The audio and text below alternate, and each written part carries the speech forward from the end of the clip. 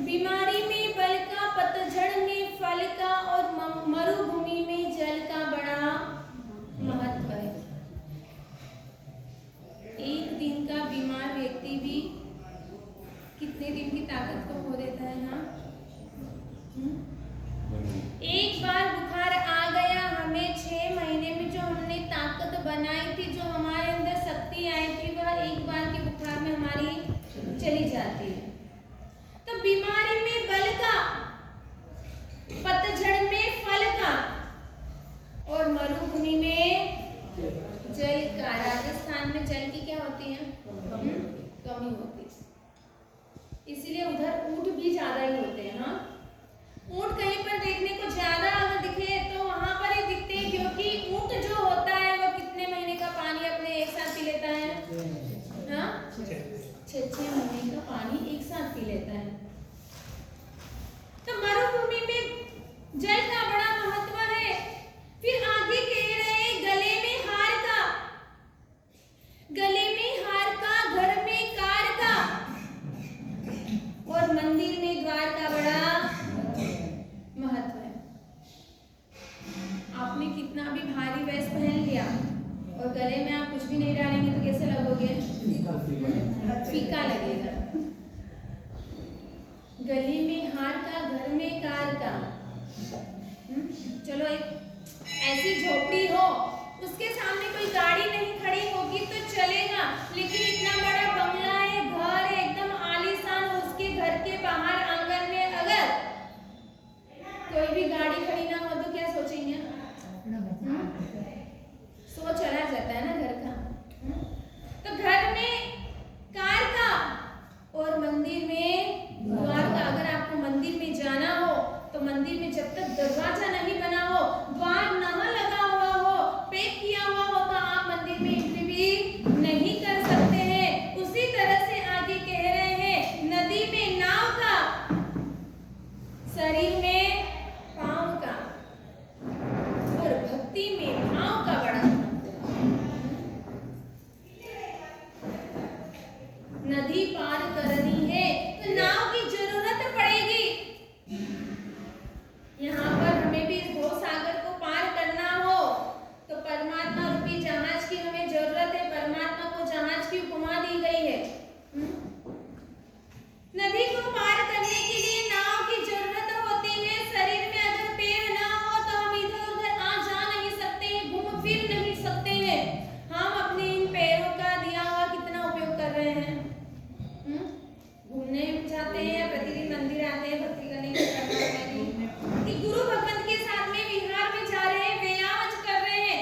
अपने इस 5 इंद्रियों में जो एक हमें पूरा शरीर परिपूर्ण मिला है, हमें पैर भी मिले हैं। इन पैर का यूज हम पिकनिक जाने में करते हैं, किसी पार्टी जाने में करते हैं। कहाँ करते हैं अपन यूज? कहाँ जाने में करते हैं? भाई बिजनेस के लिए। हाँ,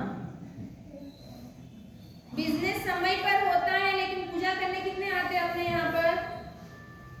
जगदीश भाई ने स्टार्ट करी थी पूजा? हाँ, नहीं करी? नियम लिया था उस दिन अपन ने। हाँ, 1000 रुपये पहले। हाँ, फाइन भरते जाना रोजाना की कितने दिन हो गए? हाँ, बॉम्बे वाले पैसे। बॉम्बे पाँव का और भक्ति में भाव का बड़ा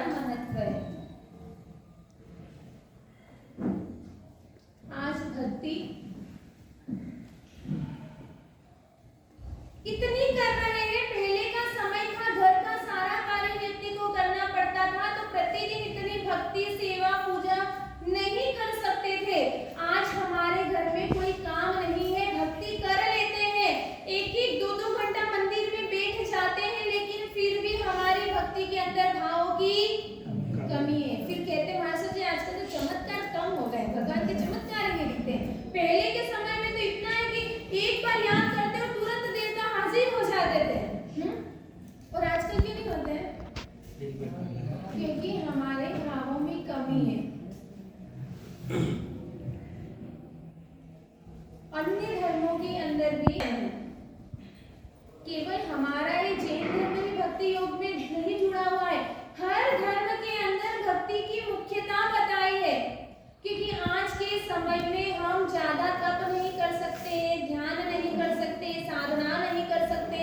भक्ति इतना सरल और सुगम उपाय है कि हर व्यक्ति, बच्चे से लेकर बूढ़ा व्यक्ति भी उसको भक्ति को कर सकता है। इसीलिए गीता के अंदर भी भक्ति के 4 प्रकार बताए हैं। पहली भक्ति बताई है आर्त भक्ति। क्या बताई है? आर्त भक्ति। दूसरे नंबर पे बताई है अर्थ भक्ति। तीसरे नंबर पे बताया है जिज्ञासु भक्ति। और चौथे नंबर पे बताई है तन्मय भक्ति। अब अपने को यहाँ पर देखना है कि 4 भक्ति के अंदर अपना नंबर कहाँ पे आता है। फर्स्ट में आएगा कि लास्ट में? हाँ, कहाँ आएगा? कहीं नहीं, बस इसके बारे में सोचा नहीं। अब बताती हूँ। आर्त भक्ति यानी जब हम दुखी हो जाते हैं, हमारे सिर पर कोई आपत्ति आकर खड़ी हो जाती है, संकट के पहाड़ टूट पड़ते हैं, तब हम अपने प्रभु को याद करते हैं। उसे कहते हैं आर्त भक्ति। महाभारत में आपने देखा ही था कि द्रौपदी के जीवन में जैसे ही यह समय परमात्मा श्री कृष्ण है, और उसी वक्त उसने मन में ध्यान लगाने लगी कि श्री कृष्ण शरणम मम, कि मैं श्री कृष्ण परमात्मा का शरण ले रही हूँ। और उस वक्त मालूम है क्या हुआ?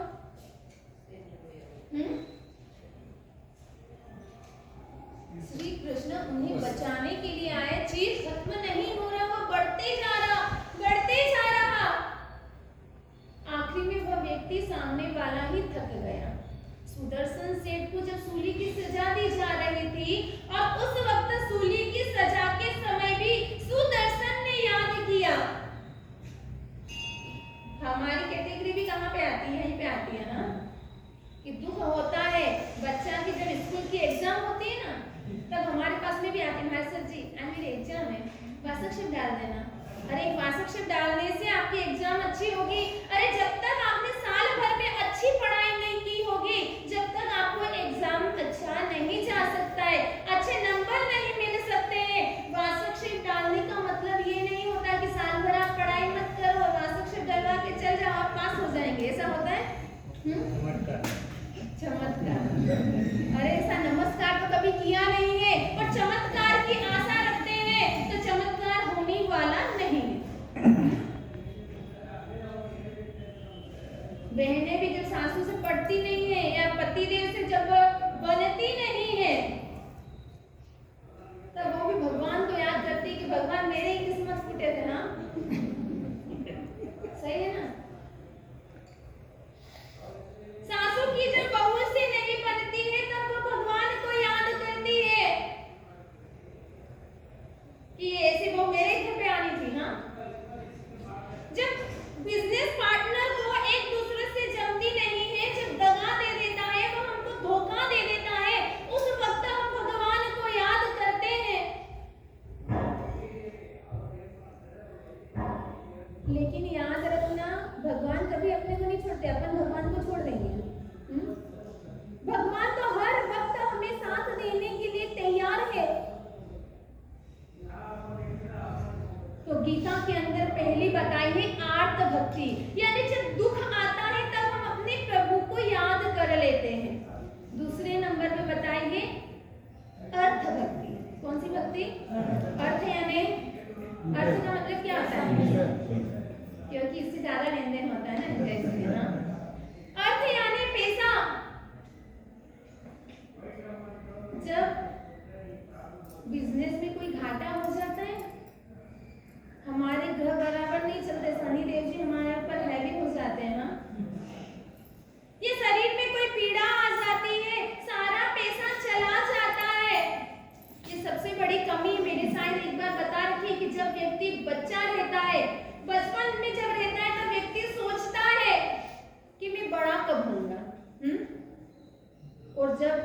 सबसे बड़ी कमजोरी है अपनी, सबसे गलत मान्यता है हमारी। और जब व्यक्ति बड़ा हो जाता है ना, तब वो सोचता क्या है कि मैं बच्चा होता तो अच्छा रहता। दूसरे नंबर की बात बता रहे हैं कि व्यक्ति अपने जीवन के अंदर कमाने के पीछे खाना छोड़ देता है। वह दिन देखता है न रात, भूख देखता है ना प्यास, और एकमात्र वो कमाने के लिए लग जाता है। कमाने के लिए, इस पैसे के लिए वह भोजन छोड़ देता है, और जब शरीर में रोग आता है तब वह सारा पैसा उस रोग को मिटाने में ही चला जाता है। इतनी मेहनत ही क्यों करो, इतनी माथापच्ची क्यों करो कि अपना शरीर बिगड़े, और उसके बाद में इतनी मेहनत के बाद में उस पैसे के खातिर आप अपना तन धन और सब कुछ भोग देते हैं, सब कुछ त्याग देते हैं। और तीसरे नंबर की कमजोरी है हमारी कि जब व्यक्ति जीता है ना, तब ऐसा जीता है कि मैं तो कभी मरने वाला ही नहीं। ये सोचते हो ना, मैं तो कभी नहीं मरूंगा। वो सोचता है मैं कभी मरने वाला नहीं हूँ, लेकिन जब मृत्यु नजदीक होती है, मृत्यु सैया पर वह लेटा हुआ होता है, तब वह सोचता है कि अभी तक मैं कभी जिया ही नहीं था। अंतिम समय में भी अपनी स्थिति क्या होती है, ओह आखिरी समय में अफसोस होता है हमें, अरे मेरी 50 साल की, 60 साल की या 70 साल की उम्र में जो भोग कर जा रहा हूँ, उस जिंदगी के अंदर मैंने ऐसा कुछ भी नहीं किया है, मेरी जिंदगी निरर्थक चली गई है। उस वक्त हमें अफसोस होता है। अभी तो पैसे की गर्मी है, पैसे की गर्मी में आपको कुछ नहीं दिखता है, हाँ हमारी सारी बातें ठंडी लगती है, सही है ना। लेकिन जब अपने यहाँ पर जब यमराज का तेड़ा आ जाएगा, उस वक्त हमें अफसोस होएगा कि अरे मैंने अपनी लाइफ के अंदर कुछ नहीं किया है। इस पैसे के खातिर अपन अपने परमात्मा को भी दलाल बना देते हैं, बनाते हैं। अपने बिजनेस कर रहे हैं, भगवान मेरे ये 5 लाख का सौदा अगर निपट गया तो मैं आपको 5 रुपए का श्रीफल ला के चढ़ा दूंगा, है ना, सही है ना। अरे परमात्मा को आपके पैसे की भूख नहीं है, आपकी आंगी की, आपके छत्र की, किसी भी चीज की जरूरत नहीं है। परमात्मा तो आपके भाव के भूखे हैं। किसके भूखे हैं? आपके घर पे कोई व्यक्ति आए, आप उसको 5 पकवान खिला रहे हैं, लेकिन खिलाने के साथ में आप उससे बात नहीं कर रहे हैं, प्रेम से उसे भोजन नहीं करवा रहे हैं, उससे हंसी मजाक नहीं कर रहे हैं, उसका बहुमान नहीं कर रहे हैं, बराबर उसका वेलकम नहीं किया है, तो उसको खाने में इंटरेस्ट नहीं आएगा। लेकिन अगर कोई व्यक्ति आया, उसे आप दाल चावल रोटी और सब्जी ही खिलाकर भेज देंगे, साथ में उसे आप प्रेम देंगे, वात्सल्य देंगे, उसके सामने अपनत्वपना देखेंगे, तो उसको अपने प्रति भाव जुड़ेंगे। वह यह नहीं देखेगा कि मुझे केवल रोटी सब्जी खिलाई है, वह आपके भाव को देखकर जाएगा और याद करेगा कि बड़े ही सरल व्यक्ति थे, बहुत ही प्रेमालु है। तो यहाँ पर भी आपके अपने भगवान को कुछ भी नहीं चाहिए, एकमात्र भाव चाहिए। अगर भाव शुद्ध होंगे, भाव में निर्मलता होगी, तो हमारा भी टिकट जल्दी कटेगा। भगवान और आप साथ साथ में खेले हैं, साथ में खाया है, साथ में रहे हैं, एक पेड़ पे, एक डाल में, एक पत्ती के साथ में रहे हैं, लेकिन फिर भी वह मोक्ष में चले गए और अभी तक हम दलदल में ही पड़े रह गए। भगवान का भी उत्पत्ति स्थान कहाँ था? भगवान भी निगोद में से निकले हैं, निकले या नहीं? भगवान भी निगोद में से निकले हैं, हम भी निगोद में से निकले हैं। उनकी भी परंपरा एक इंद्री, बेइंद्री, तेंद्री, छोरिंद्री में वैसे ही चली है और हमारी भी वैसी ही चली है। साथ में कई बार रहे हैं, एक परिवार भी मिला होगा, कभी भाई बहन के रूप में रहे होंगे, कभी पति पत्नी के रूप में रहे होंगे, कभी माता पिता के रूप में रहे होंगे। हर संबंध हमने अपने परमात्मा के साथ में बांधा होगा, लेकिन फिर भी आज हम उनसे पीछे रह गए। वह चले गए, उन्होंने ऐसा शाश्वत सुख की प्राप्ति कर ली और आज तक हम भौतिक सुखों में ही पड़े रह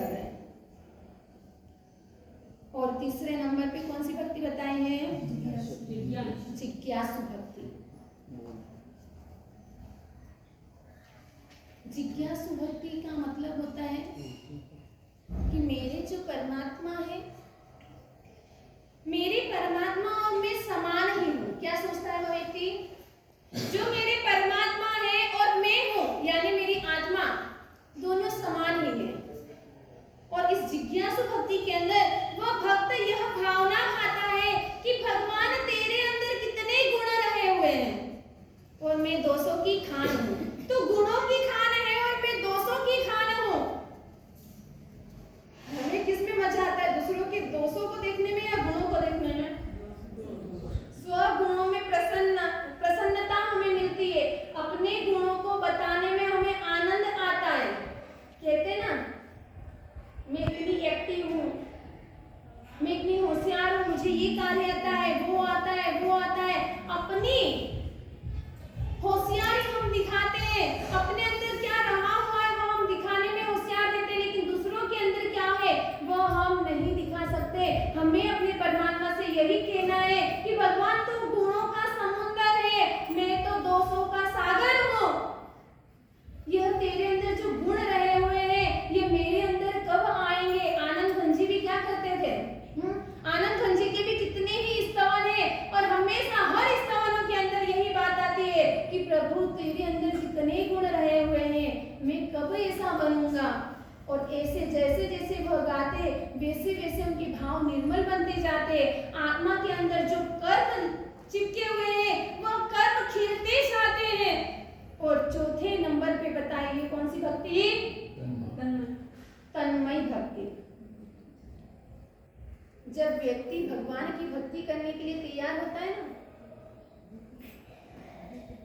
तब वह देह को भी भूल जाता है, देह और दुनिया को भूल जाता है। वह सोचता है और कोई नहीं, मैं और मेरे परमात्मा। मंदिर में जब आप एंट्री करते हैं ना तो 10 प्रकार के तरीकों का पालन किया जाता है। कितने प्रकार के? अपने यहाँ पर भी यही बात कही है। जैसे ही मंदिर में एंट्री करेंगे और एंट्री करने के बाद भगवान के आप दर्शन करते हो, प्रदक्षिणा देते हो। प्रदक्षिणा देने के बाद भगवान की पूजा करते हैं। द्रव्य पूजा पूर्ण होने के बाद भाव पूजा करते हैं। उसके पहले क्या करते हो? निस्सी करते हो। कौन सी निस्सी? दूसरे नंबर की कि तीसरे नंबर की? तीसरे नंबर की हम निस्सी करते हैं। और उस वक्त निस्सी करने के बाद में अपन क्या करते हैं कि द्रव्य संबंधी सभी चीजों का त्याग हो गया है, निस्सी कर रहा हूँ और अब मैं चैत्य वंदन भाव पूजा में जुड़ रहा हूँ। और उस वक्त त्रिदिशी वर्जना त्रिक भी हम करते हैं ना कि हम 3 दिशाओं का त्याग कर रहे हैं। कौन सी 3 दिशा? दाएं बाएं और हमारे पीछे की, इन तीनों दिशाओं का मैं त्याग कर रहा हूँ। अब मैं आगे पीछे इधर उधर किधर भी नहीं देखूंगा, एकमात्र मैं अपने परमात्मा की ओर ही देखूंगा। अपना चिंतन जब करते हैं कैसे करते हैं आप लोग? हाँ, नमो हरियंता भगवंता मायगराम विद्याराम कैसे करते हो? हाँ, कई महीने तो चैत्य चलता रहता है और इधर साथिया और द्रव्य पूजा भी चलती रहती है। चावल बना साथिया बनाते हैं, नैवेद्य पूजा और फल पूजा सब सारी हमारे साथ में ही हो जाती है। द्रव्य पूजा पूर्ण करने के बाद में ही भाव पूजा में हमें जुड़ना है। और भाव पूजा भी करते हैं तो एक एक सूत्र बोल गया। इरियावयम बोल रहे हो, इरियावयम में क्या बात कही है? मेरे द्वारा जीवों की हिंसा हुई चलते हुए, मेरे जैना पूर्वक नहीं चला, उठा बैठा कोई जीव आ गया मेरे द्वारा मर गया, उसे गिलाम ना हुई। क्योंकि अपना तो इतना बड़ा 5 फुट का शरीर है। हाँ, अपना शरीर उसके ऊपर, अपना पेट भी उसके ऊपर गया, यानी उसके ऊपर तो पहाड़। हाँ, वो इतने सूक्ष्म जीव, इतनी बारीक बारीक से जीव है, उनके लिए हमारे लिए पहाड़ से कम नहीं है। वो मर गए होंगे, उनके हाथ पैर टूट गए होंगे। यह सारी चीजों की आलोचना इरियावयम में हो जाती है कि मेरे द्वारा इरियावयम में, इसलिए अयुक्ता मुनि को इरियावयम करते करते क्या हो गया था? केवल ज्ञान हो गया। केवल ज्ञान को दिलाने वाला है यह इरियावयम। अभी तक अपने को कितने को सम्यक ज्ञान भी हुआ है? केवल ज्ञान की बात दूर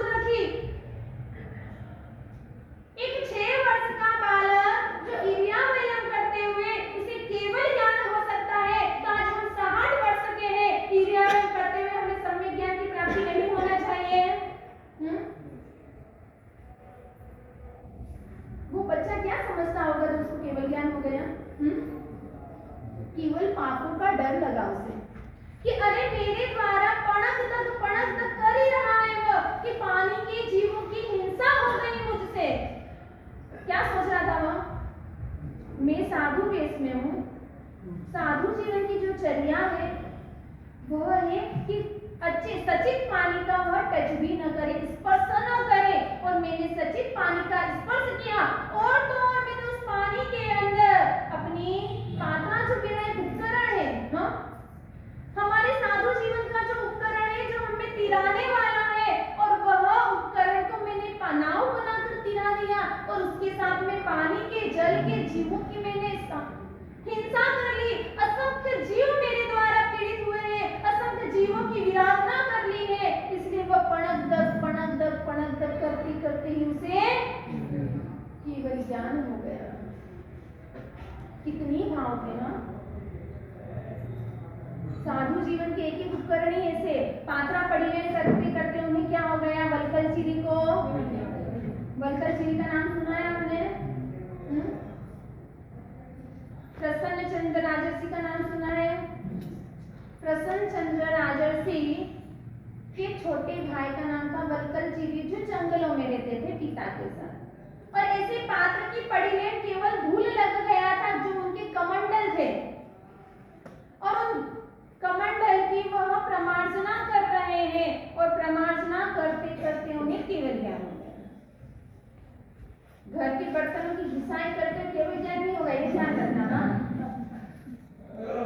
घर की सफाई करेंगे केवल ज्ञान नहीं होगा, लेकिन मंदिर में उपासना में आकर पुस्तक की पढ़ी रहन करेंगे, उनकी सफाई करेंगे, लाइब्रेरी को जमाएंगे। मंदिर में आकर कहीं धूल है, कहीं जाले लग रहे हैं, उपासना में कहीं जाले लग रहे हैं, अगर वहां पर आकर आप सफाई भी करेंगे तो आपकी कर्म की निर्जरा होगी।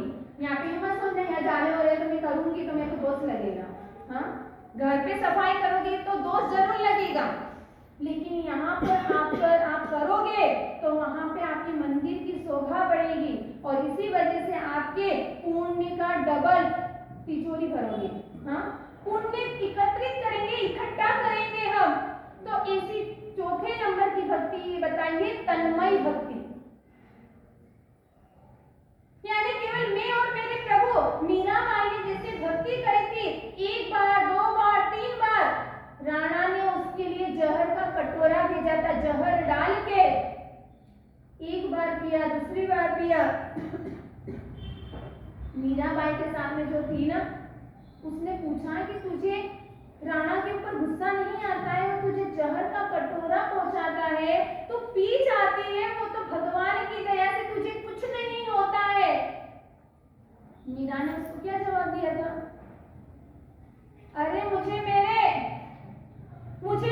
भगवान से ही फुर्सत नहीं मिलती है, तो मैं राणा की ओर कब ध्यान दूं?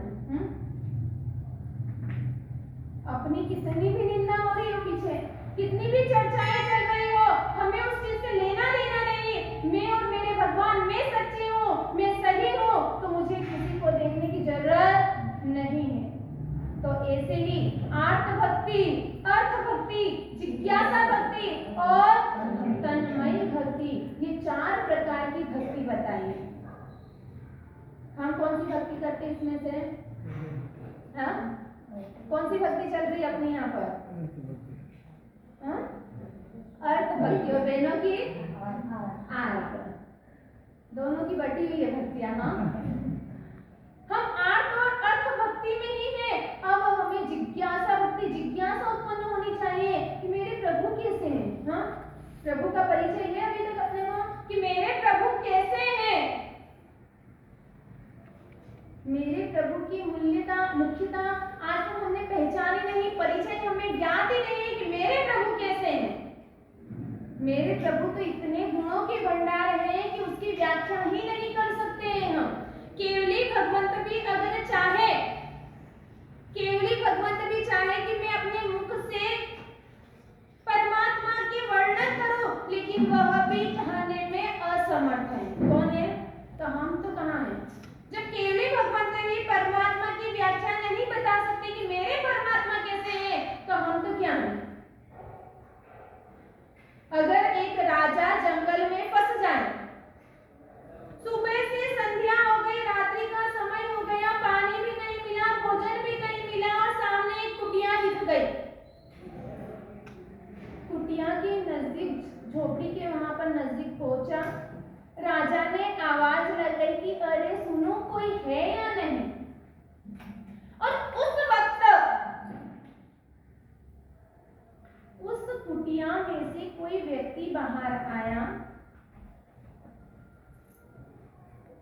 सामने राजा को खड़ा हुआ देखा, अंदर बुलाया।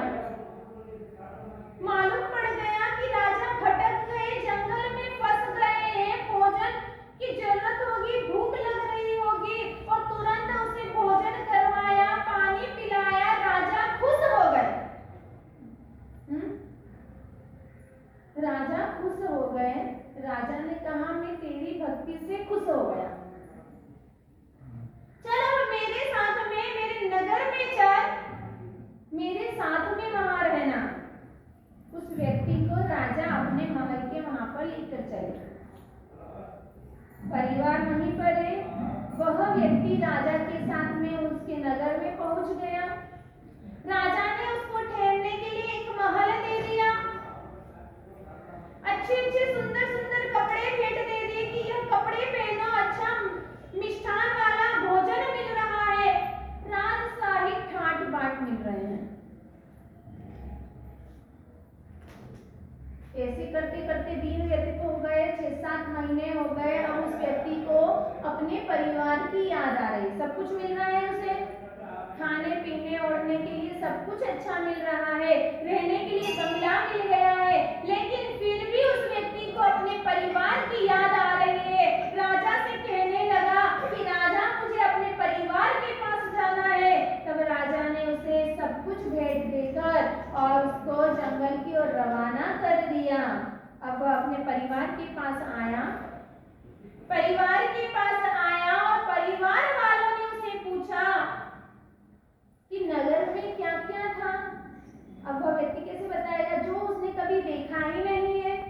पहली बार वह वहां गया था, इतना बड़ा हवन था, इतना बड़ा भवन था, महल इतना बड़ा दे दिया था, इतने सुंदर सुंदर वस्त्र दे दिए थे, 5 पकवान उसने खाया, लेकिन अब वह क्या बताए अपने परिवार को। उसे कोई नाम मालूम नहीं है, परिवार वालों को स्वाद मालूम नहीं है कि यह चीज मैं बता दूंगा तो इसका स्वाद कैसा है, क्योंकि उन्होंने तो कभी अपने राबड़ी के अलावा कभी कुछ खाया ही नहीं था। गरीबों की भोजन कैसा होता है, गरीबों की मिठाई कैसी होती है, हाँ, गुड़ का सीरा बना ले उसके लिए वही 5 पकवान है। वह व्यक्ति अब किस तरह से अपने परिवार वालों को बताए कि मैंने क्या खाया, कैसा रहा, कैसी जगह थी, जैसे वह बताने में असमर्थ रहता है,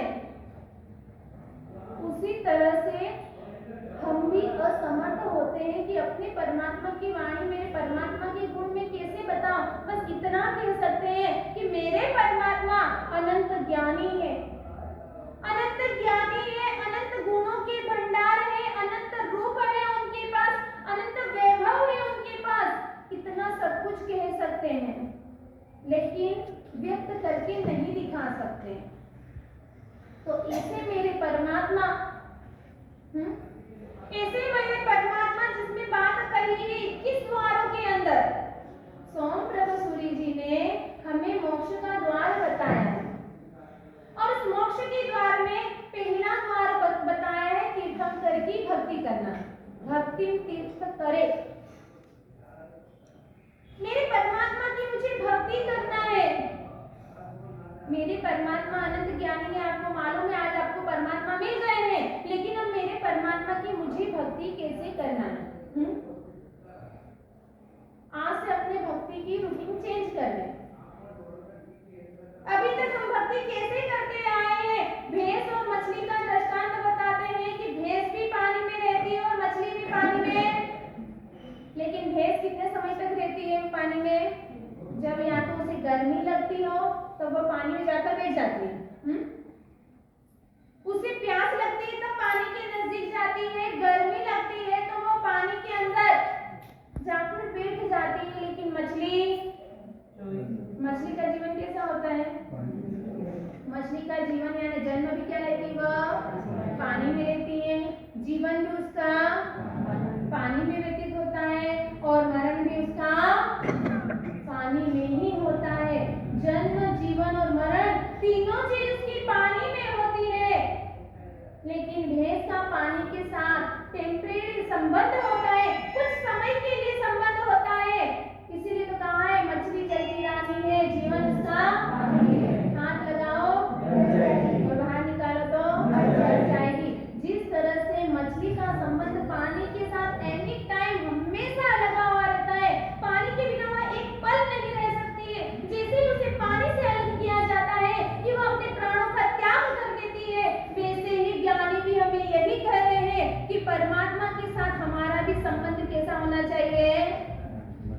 मछली की तरह, पानी की तरह नहीं, हाँ मछली की तरह होना चाहिए। जीवन हमें मिला है, जन्म मिला है मेरे प्रभु के शासन में, जीवन भी मुझे मेरे प्रभु के शासन में व्यतीत करना है और अंतिम समय तक मुझे अपने प्रभु को ही याद करना है, प्रभु का स्मरण होना चाहिए। अंतिम समय भी श्वास निकले तो मेरे प्रभु का नाम आना चाहिए। श्रेणिक महाराजा की जब चिता जलाई जा रही थी, उस वक्त श्रेणिक महाराजा की चिता के अंदर से वीर वीर के शब्द निकल रहे थे। हमारी चिता जब जलाई जाए तो पैसे पैसे की आवाज नहीं निकलना चाहिए, वीर वीर की ही आवाज निकलनी चाहिए। और ऐसे ही वीर प्रभु के, हमारे तीर्थंकर प्रभु के शासन